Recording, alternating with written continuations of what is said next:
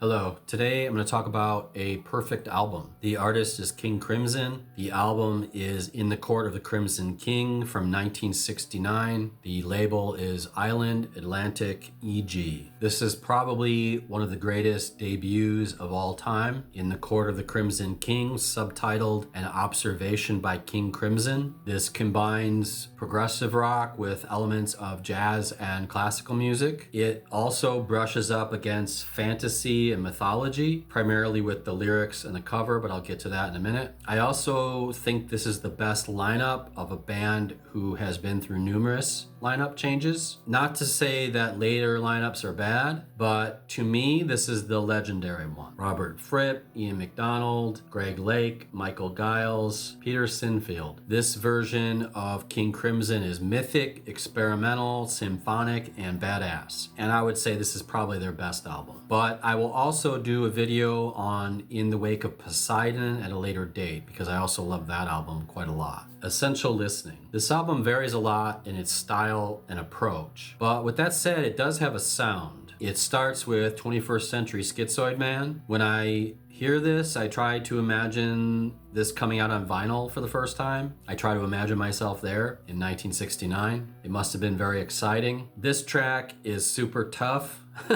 It's very, very metal. A lot of people cite Black Sabbath as the originators of metal, but I think King Crimson gives Black Sabbath a run for the money. It sounds a little bit spy versus spy at times, or kind of noir or Bond-like, but it's also about the alienation of our times. I mean, it's a prog rock masterpiece. The technical prowess is amazing. They are so tight. It's epic and kind of jazzy at times. They follow it up with I Talk to the Wind. This was originally written for the band before this, Giles and Fripp. I'll put a link to the more flower power version below. It's the perfect second track though because it shows range. It's smooth, I love the flute. It's got incredibly tight drumming by Michael Giles, who I think is a very underrated drummer. Epitaph, this is probably my favorite song on the album. It's so epic.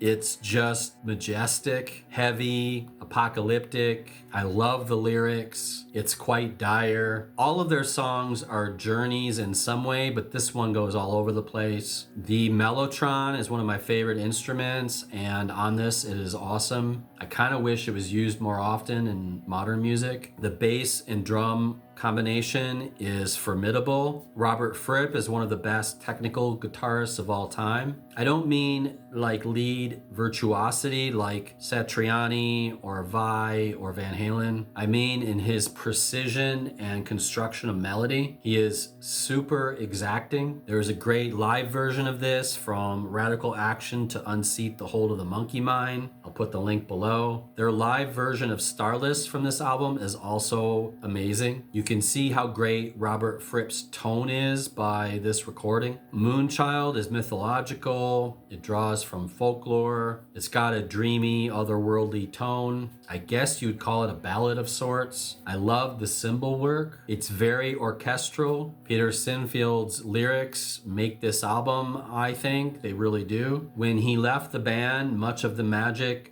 went with him. That's not to say later versions aren't good, but he added a mystical element, and this track shines in this case. Fun fact, Sinfield also came up with the name King Crimson. You could also see that he was kind of their art director or conceptualist. The Court of the Crimson King, again, another epic song. A lot of epic songs on here. I love the mellotron again. The lyrics are brilliant. The backing vocals are amazing and they bring a gravitas to this. It's an exquisite end to the album. Probably my second favorite song on it. It's just so majestic. The prose. This sounds like myth and magic incarnate. It has heavy themes, alienation, end of the world, the mystical. It's enigmatic. It's quite poetic and pastoral at times, angry and frustrated at other times. It's iconic.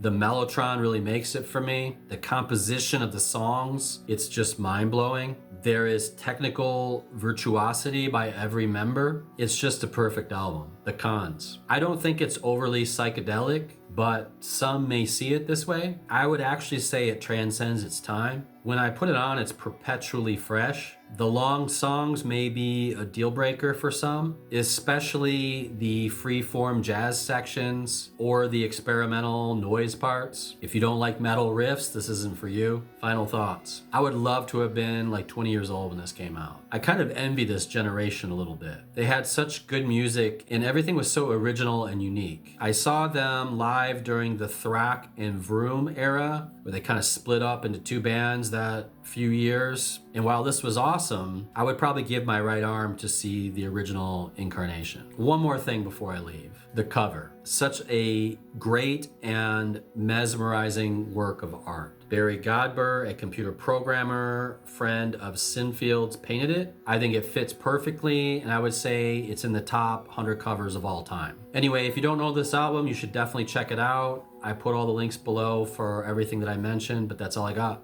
Take care. Have a good day.